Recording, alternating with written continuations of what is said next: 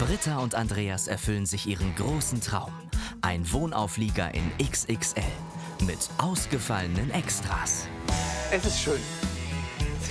Jetzt erkunden sie mit diesem Camper den wilden Westen Frankreichs. Auf engen Landstraßen und schmalen Campingplätzen. Warte, nee, passt nicht. Wirkt nichts. Ich bin froh, dass er das alles managt. Sonst wären, glaube ich, schon die Fetzen geflogen. Die traumhaften Schlösser der Loire liefern unerwartete Einblicke. Also das finde ich schon ziemlich sehr intim, hier im Schlafzimmer rumzulaufen.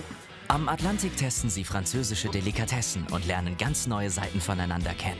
Ich möchte das Gesicht sehen. Mit dem Fifth Wheeler durch Frankreich. Eine Abenteuerreise mit überraschenden Erlebnissen.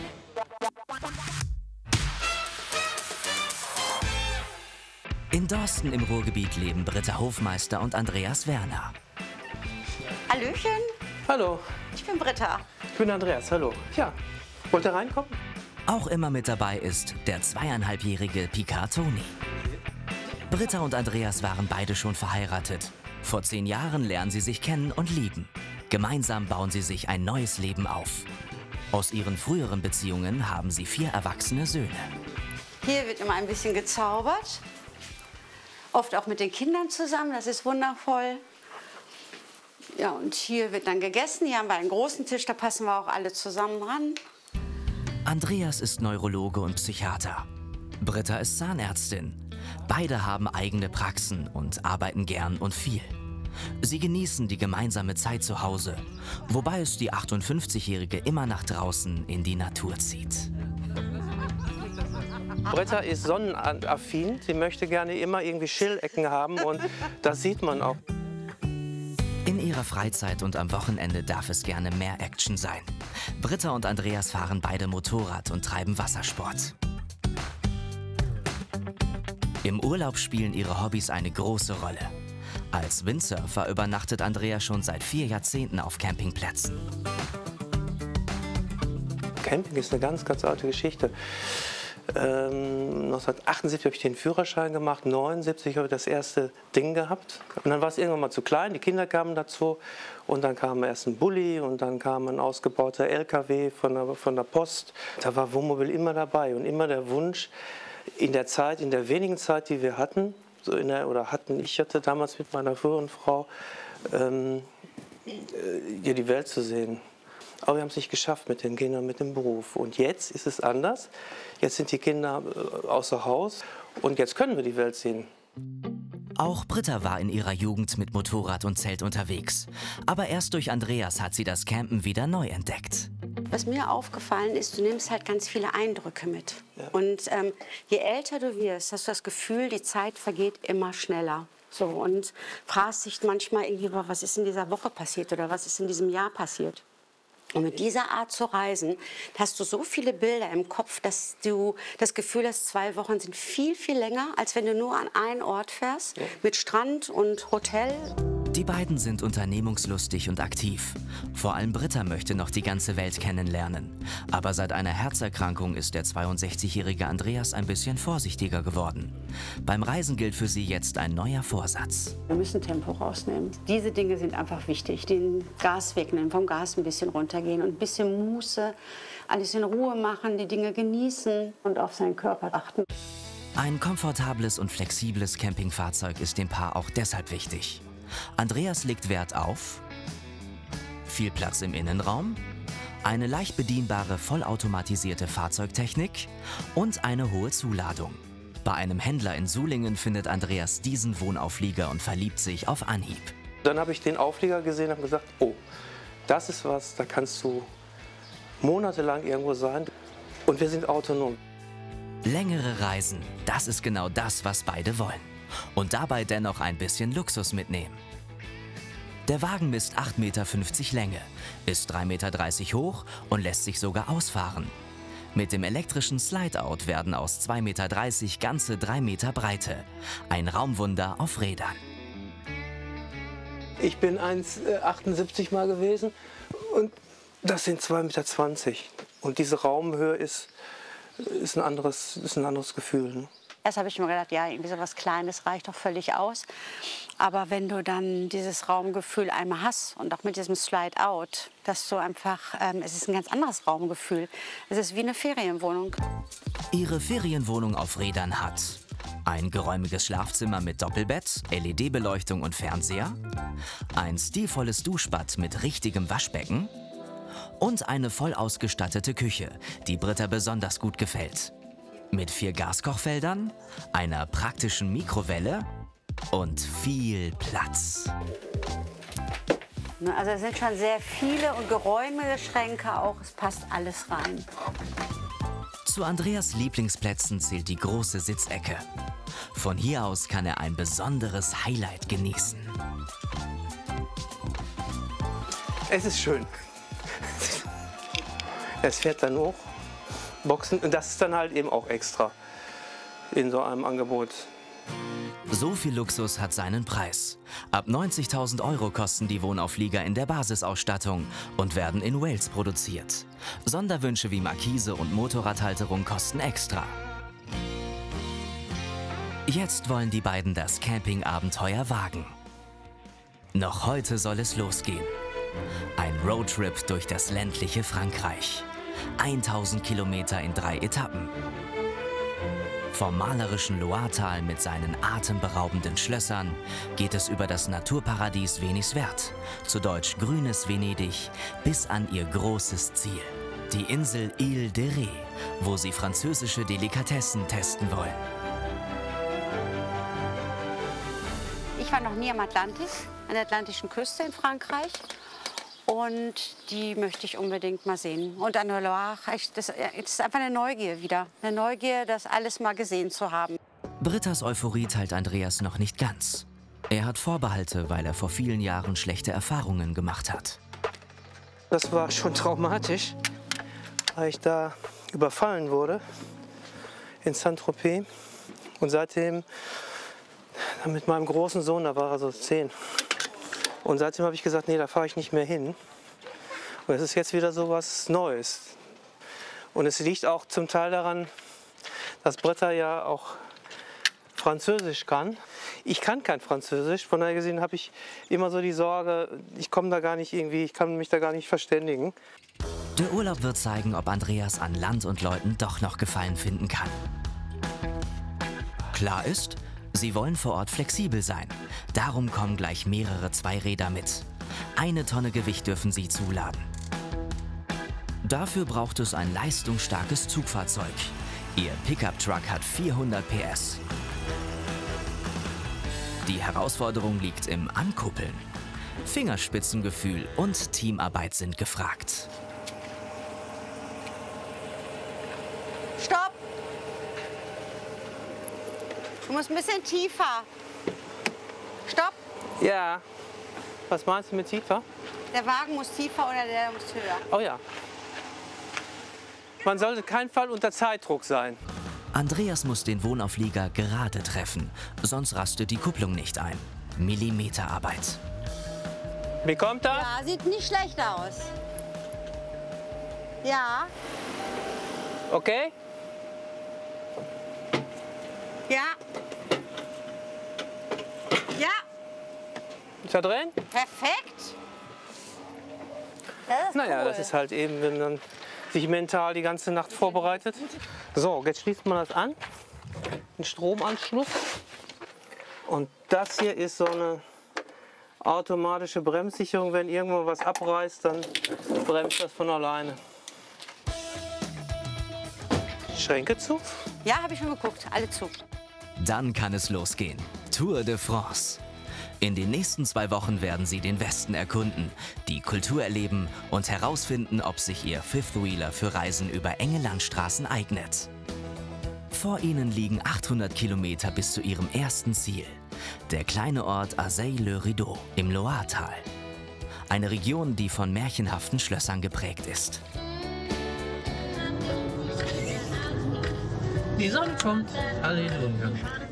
Der Ort Azay-le-Rideau ist nach seinem Schloss benannt. Am Nachmittag hat das Paar hier eine Führung gebucht. Auf dem Campingplatz nebenan liegt ihr Stellplatz. Nur, wo dürfen sie mit dem 3,30 Meter hohen Auflieger reinfahren? Wir brauchen Nee, 2,1 Höhe, das können wir schon mal nicht rein. 2,1. Höhe geht gar nicht. Das ist die Hälfte. Eher Campingcar. Oder da vorne Camping. Britta, Ich weiß nicht, ob das der Campingplatz ist. Ich glaub, wir du bist die steigen erst mal freundlichere aus. von uns beiden. Kannst du das mal regeln? Einige Campingplätze haben extra Einfahrten für sehr hohe Camper. Die Höhe des Aufliegers wird zur Herausforderung. Das stellt Andreas schon auf der Anreise fest. Die Streckenführung war ein bisschen lustig. Der denkt ja, oder das Navi denkt, das ist ein normaler PKW. Ist aber nicht. Und da muss man immer auf Höhen achten und auf die Zuglänge. Also manche Stellen durch die kleinen Vororte oder so weiter waren dann schon anspruchsvoll. Est-ce que c'est ici? Ah, Ist das richtig? oui. Ist okay? Oh, okay. Dann fahren wir da mal rein, oder?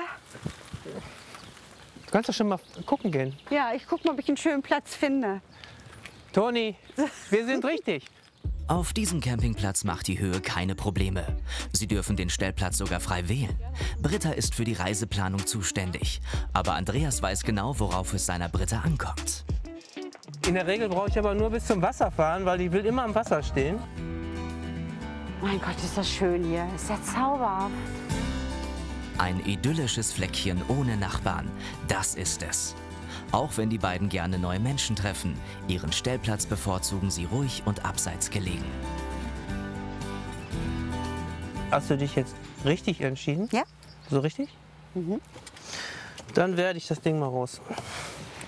Mal sehen, ob die Position wirklich so gut ist. Wenn der Auflieger erstmal abgekoppelt ist, lässt er sich nicht mehr rangieren. Beim Absatteln vom Pickup müssen die beiden Camper konzentriert sein. Die Reihenfolge ist wichtig. Alle Kabel ab, Britta? Ja, sind ab. Bis hierhin hat alles gut geklappt. Den Feinschliff übernimmt das Fahrzeug ganz von alleine. Der pumpt sich jetzt gleich in die Waage rein. Dann dauert eine Minute oder so. Er ist fertig. Auto-Level Success. So, der steht gerade, fertig. Aber ist jetzt noch genug Platz für den Slide-Out? Guckst du mal, wir sind da in den Büschen drin. Ja. Ja. Kann das sein, dass wir da jetzt gerade mal eben so diese Trauerweide verschoben haben? Haben wir jetzt hier so drauf Aber es stehen? hat nicht geknackt. Hat nicht geknackt? Hab ich extra so gemacht. Hast du gut gemacht. Im Laufe von vielen Jahrzehnten haben sie eines gelernt. Manches muss man gelassen nehmen. 49 € zahlt das Paar inklusive Hundegebühr, Strom und Wasser. 2 Nächte bleiben sie. Man sieht, das ist so französische Lebensqualität. Ne? Dann kannst du dich dahinter hinstellen und nicht irgendwie eine Parzelle, die du dann anhalten musst. Also da bin ich überrascht. Und dann das hier, ne? Du stehst direkt am Wasser. Zeit für eine Pause bleibt nicht. Gleich startet eine deutschsprachige Führung. Das Schloss Azay-le-Rideau liegt nur 10 Minuten zu Fuß entfernt. Ich bin Celine und werde also die Führung. Das ist wundervoll. Prima. Im Schlossgarten eröffnet sich Britta und Andreas ein Meisterwerk der frühen Renaissance. Das Wasserschloss vereint italienische Architektur und französische Baukunst in schönster Lage am Indre. Und das ist wirklich wie einem Spiegel in sich das Schloss sich Spiegelt, okay. Auch im Schloss gibt es jede Menge zu entdecken. Nur Hund Toni darf nicht mit rein. Andreas muss mit ihm draußen bleiben. Bis später. Später. Lasst mich ruhig alleine. Die Räume im Schloss sind gut erhalten und voller Prunk und Kunst der Renaissance. Aber Britta hat auch ein Auge für weniger feudale Dinge. Die Geheimnisse der alten Mauern haben es ihr angetan. Und hier, das ist ein Wehrgang. Darf ich da mal reingucken? Ja. Das finde ich spannend. Da mal reingehen. Das ist ja cool, wenn man da so reinguckt. Das finde ich ja schon wieder sehr spannend. Können wir da einmal reingucken oder ist das abgeschlossen? Ach, schön was. Wundervoll. im Schloss allein mit ihr ungestört. Also das war schon richtig toll. Britta's Neugierde ist geweckt. Und das war erst der Anfang, denn weitere Schlösser liegen auf ihrer Entdeckungsreise. Am Abend einfach mal den Platz mitten in der Natur genießen? Nicht mit Britta. Die 58-Jährige hat schon wieder einen Plan. Auf dem großen Campingauflieger ist Platz für ihr Sub, das Stand-Up-Paddle. Mit dem Sub kannst du einfach Stellen erreichen, wo niemand hinkommt. Und du siehst so wunderschöne Dinge. Unfassbar ist das. Britta liebt die Entdeckung vom Wasser aus. Vierbeiner Toni hat sich mittlerweile daran gewöhnt und begleitet sein Frauchen. So. So. Warte mal, ich schieb dich mal ein bisschen weg. Ja, Schatz, ist alles gut. Ja. Wir fahren jetzt mal eine Runde. Letztlich, Toni. Sie ist ja maximal motiviert und engagiert und reißt alle mit und mich auch. Das ist super. Und das jetzt hier, das ist natürlich jetzt für sie ein Genuss. Und wenn sie gleich wiederkommt, ist Toni zufrieden und sie, und dann bin ich auch froh. Andreas ist ein erfahrener Camper und genießt den Platz auch gerne mal alleine. Außerdem stehen in den nächsten Tagen weitere französische Gewässer auf ihrem Reiseprogramm. Der nächste Morgen.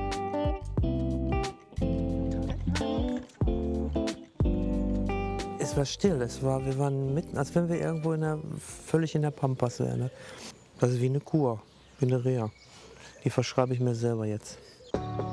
Durch die Herzerkrankung will Andreas einen Gang zurückschalten. Für den Urlaub bedeutet es eine Umstellung.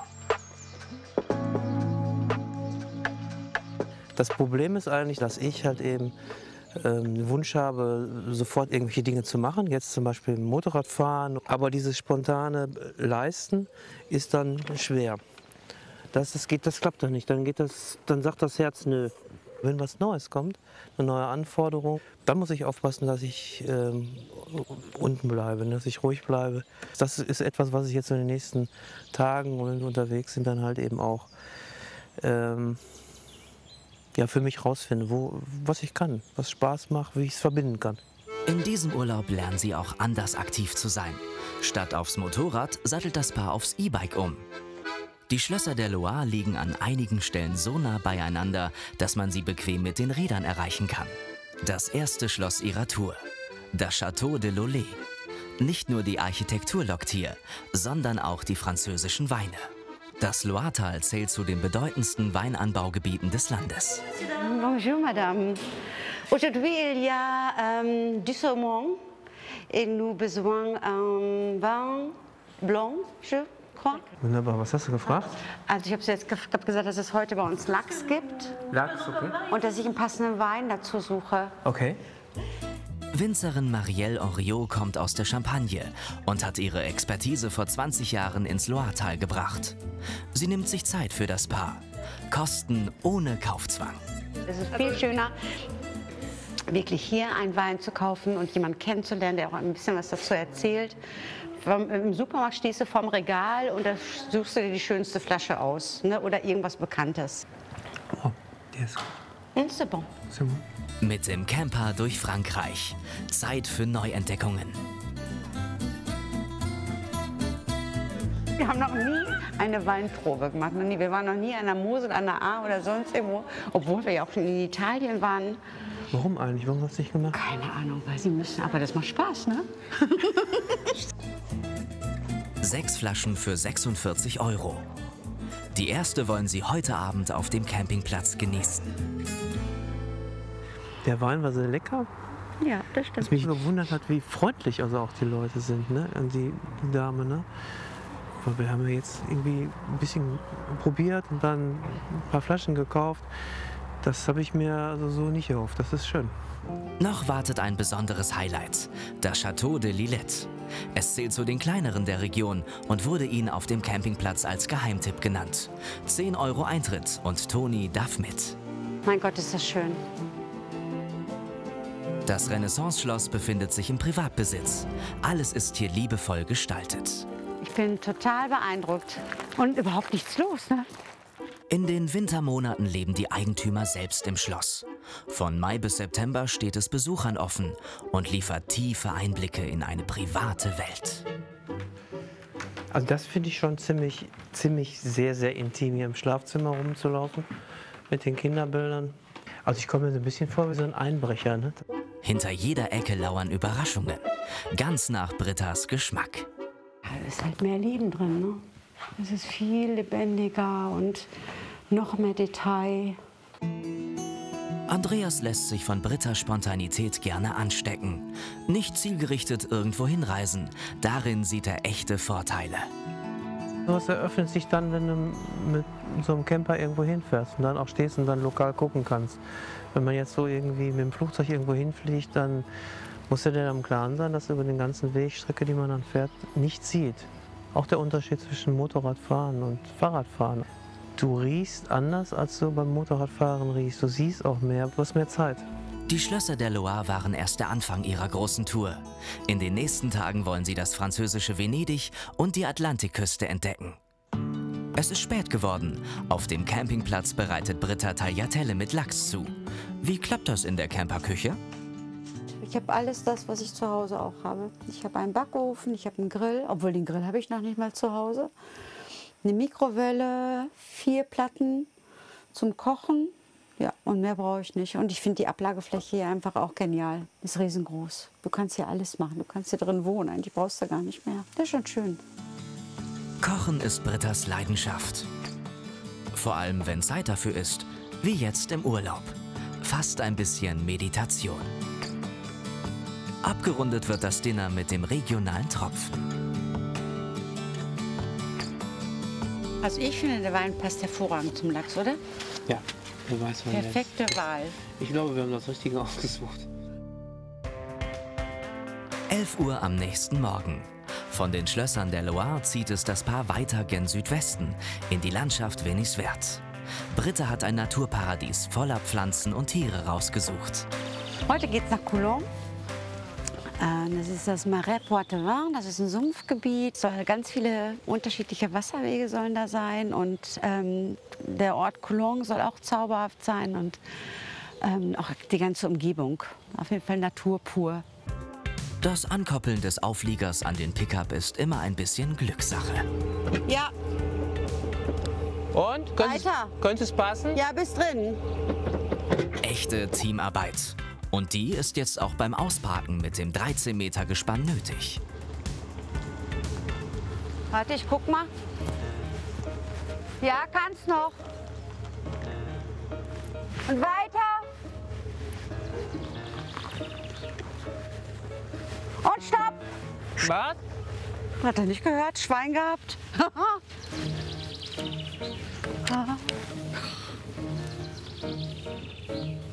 Stopp! Da ist ein Stein, so ein Pöller. Versuch jetzt einmal in die Richtung zu fahren. So? Ja, so ist besser. So kommst du an dem Stein vorbei. Ja, super. Jetzt ist super.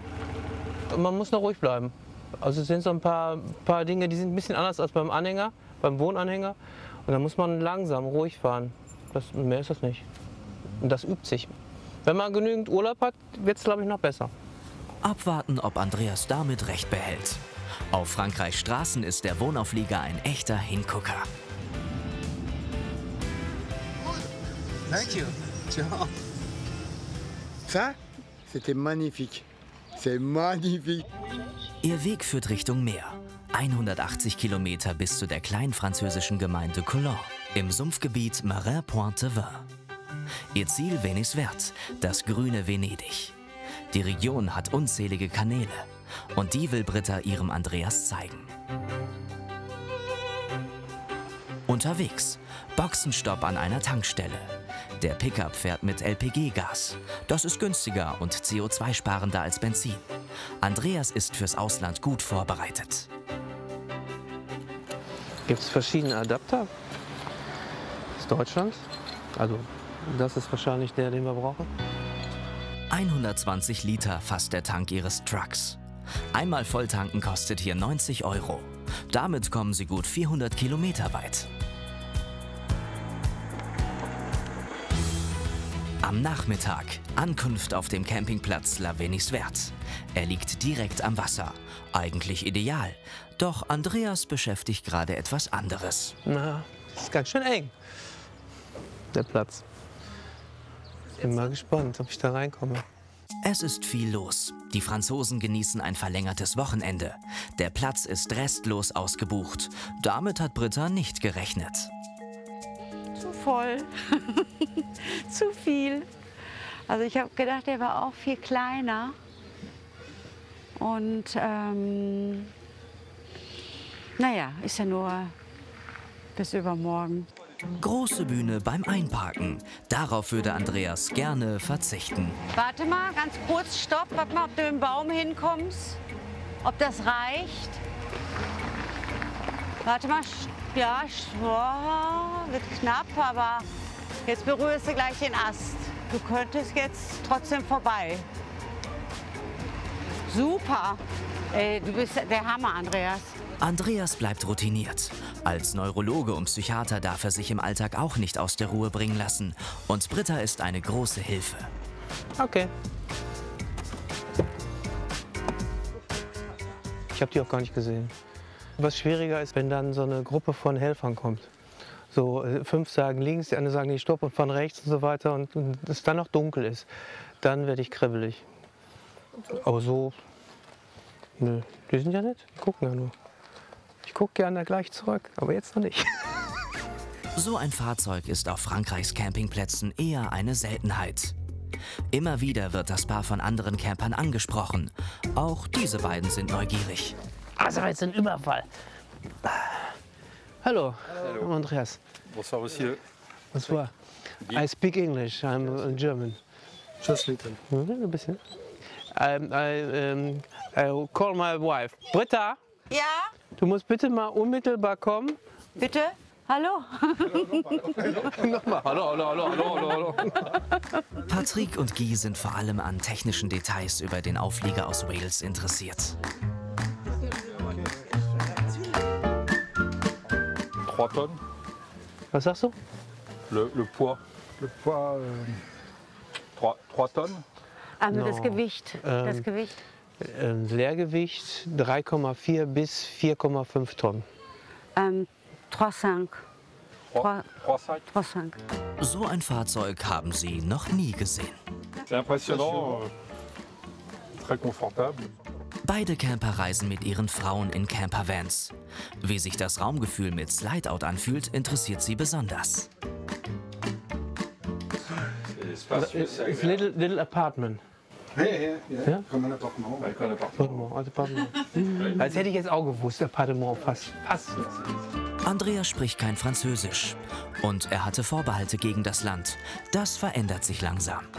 Ich kenne jetzt halt nur nette Franzosen. Der Campingplatz wird mir jetzt auch immer sympathischer, weil ich finde das so schön, wie nett die sind. Das war auch schön. Pass mal, das geht noch weiter. Ja, Zeit, den Platz genauer zu erkunden. 4 Sterne hat er. Dafür zahlen Britta und Andreas 62 € für 2 Übernachtungen. Das Campingareal ist nicht groß, hat aber ein gutes Angebot. Es öffnet um 10 und schließt um 19 Uhr. Guck, da ist eine Bar. Kann man sich auch was zu trinken bestellen. Schön eigentlich, ne? Hier sind Toiletten. Die Anlage ist gepflegt, der Sanitärbereich sauber und modern. Und das Beste, auf diesem Campingplatz herrscht Frankreich-Feeling pur. Es gibt hier nur Franzosen, ne? Ich habe keine andere Nationalität gesehen, nur Franzosen. Das finde ich wieder mega genial.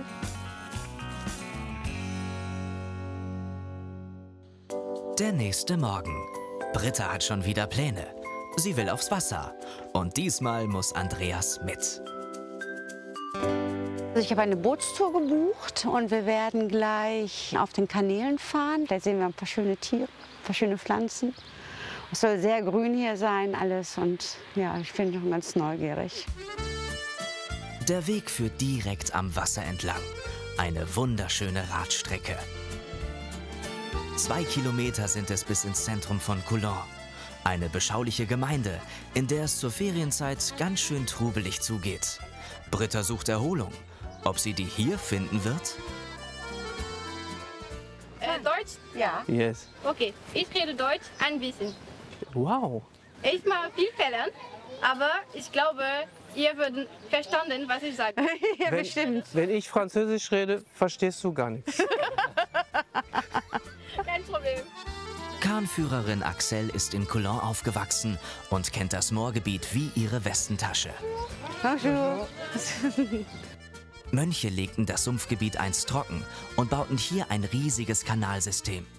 An den vielen Wasserwegen können sich nun Urlauber erfreuen.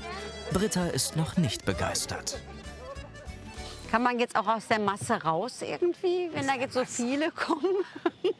Ja, wir werden einen sehr, sehr kleinen Kanäle bringen, so mit niemand. Das ist schön. Sehr schön. Mit niemand. Oh ja. Die Studentin kennt alle Schleichwege.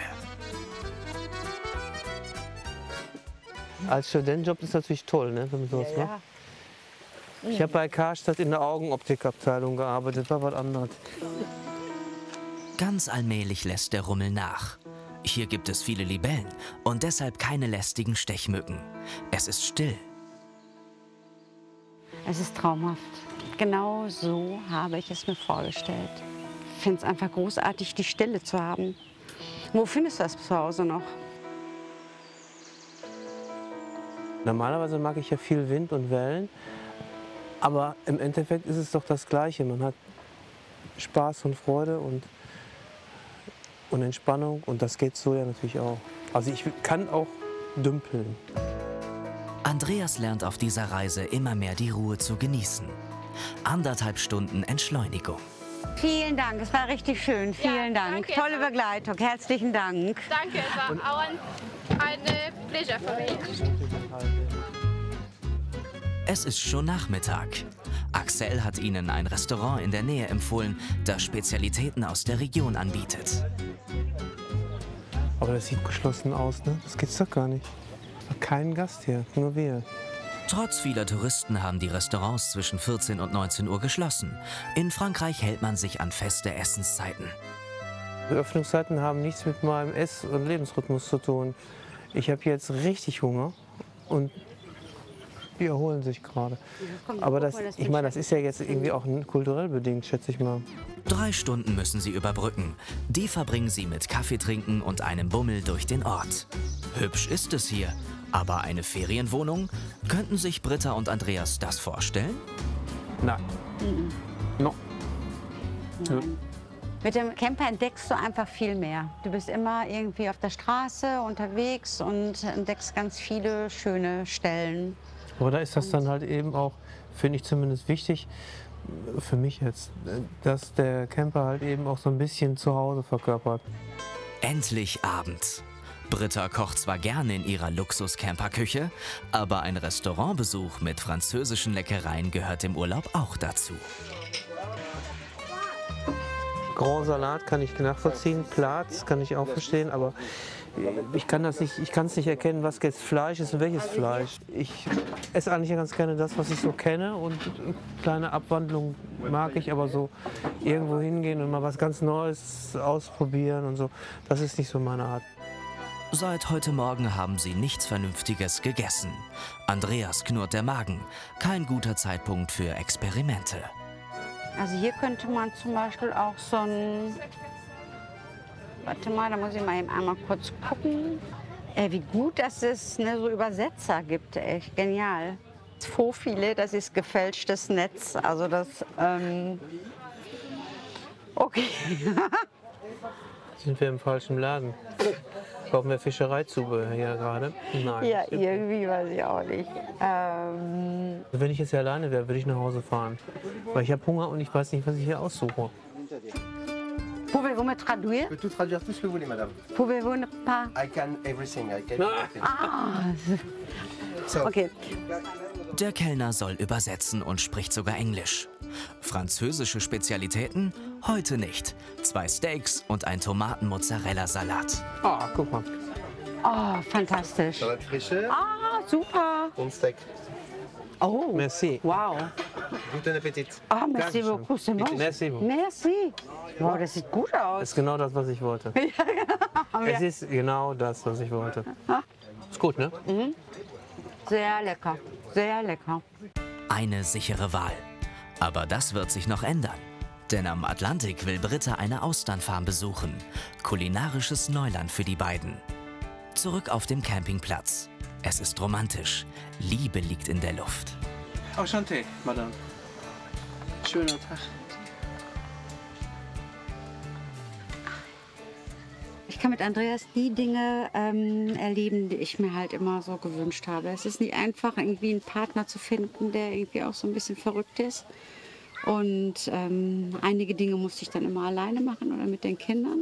Das verbindet. Und ich habe ja schon mal gesagt, also für mich sind Erlebnisse halt die Schätze des Alters, die Geschichten, die man sich erzählen kann. Und das merken wir auch so, dass wir immer häufiger so zusammensitzen und dann sagen, ey, weißt du noch damals?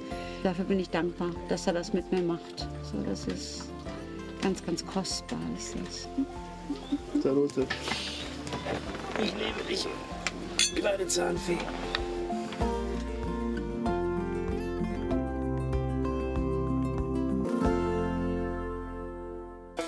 Am nächsten Morgen.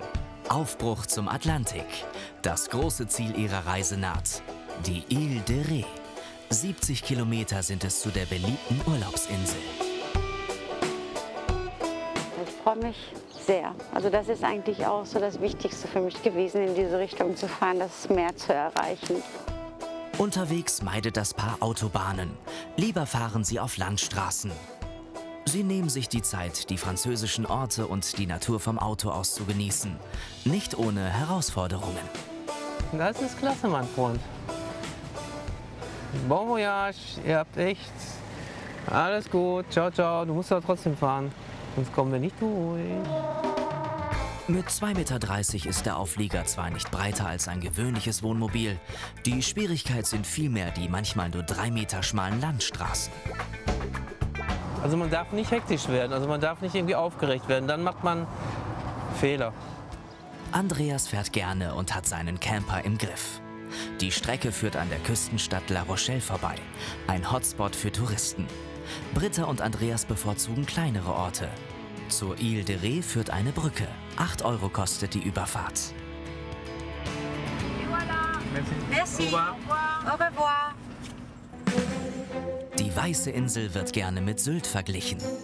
Sie lockt mit hellen, dünenbesetzten Sandstränden, maritimen Flair und ist ein Paradies für Austernliebhaber. Britta und Andreas sind fest entschlossen, eine Austernfarm zu besuchen.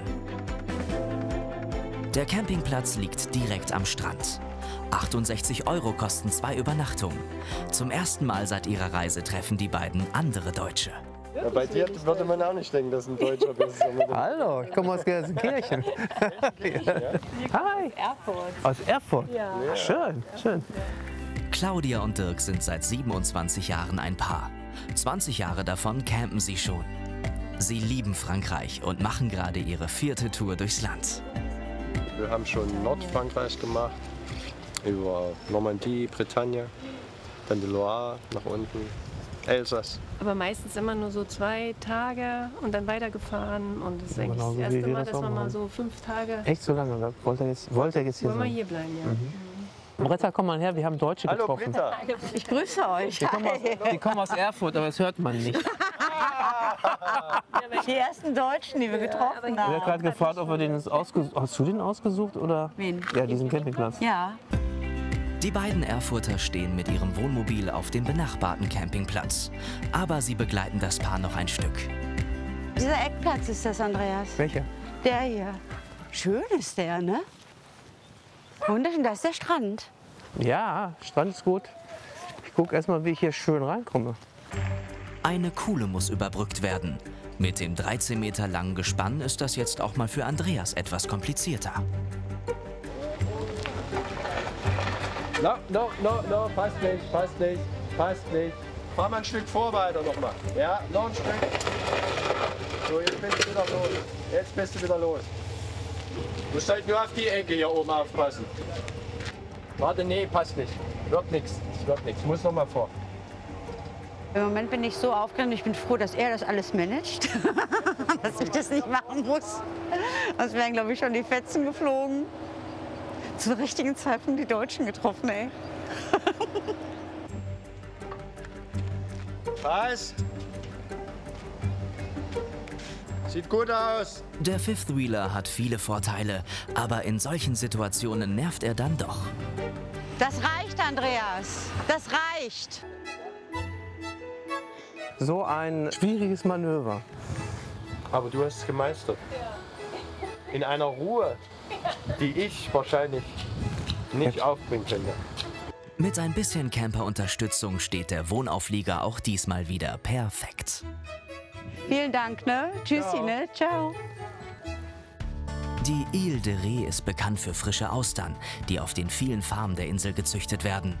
Das Paar ist neugierig. Sie möchten sich anschauen, wie die kostbaren Muscheln wachsen. Beide haben noch nie eine probiert. Wie die produziert werden, wie die gefischt werden, interessiert mich.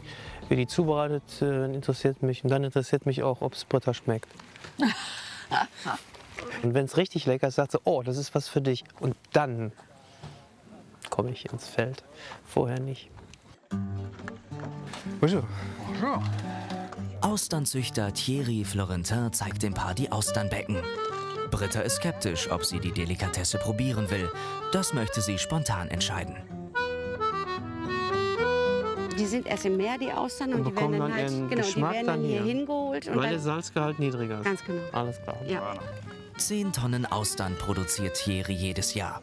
So frisch bekommt man die Delikatesse nur selten.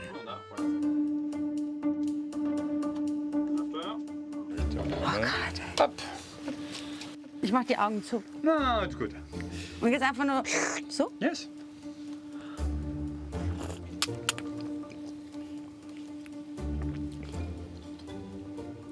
Nicht so schlimm, wie ich dachte.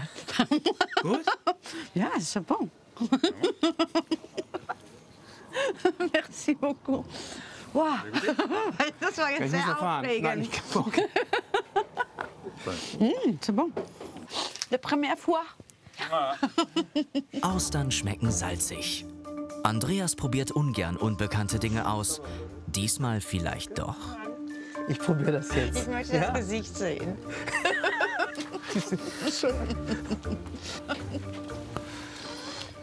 Andreas schluckt sie einfach runter. Ein Sündenfall für jeden Kenner. Ich muss mal so sagen, die Auster hat es mir sehr leicht gemacht. Sie ist direkt runtergerutscht. Sehr schnell.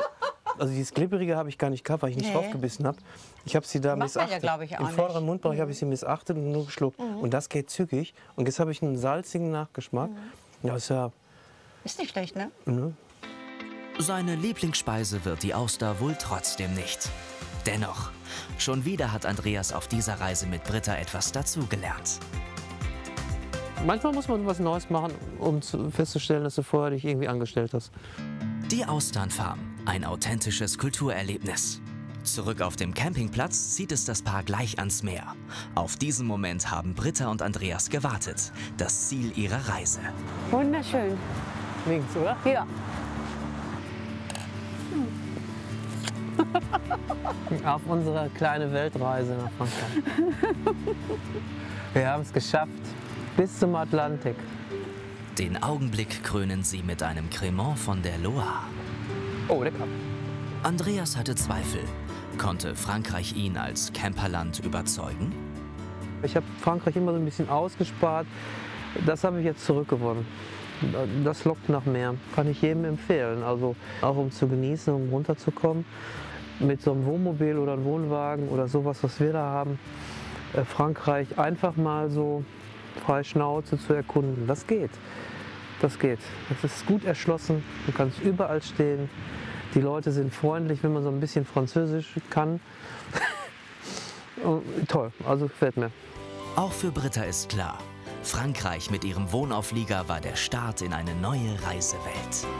Es ist so cool auch für die Zukunft, weißt du, so dass er immer vertrauter wird mit diesem Wohnauflieger. Und wenn du diese Sicherheit hast, das öffnet dir natürlich Türen. Es gibt so viele Ecken hier, die wunderschön sind. Und das möchte ich alles noch entdecken. So, das war's mit dem Film. Wir hoffen, es hat euch gefallen. Vielleicht schickt ihr uns ein Like und abonniert den Channel. Wir würden uns darüber freuen.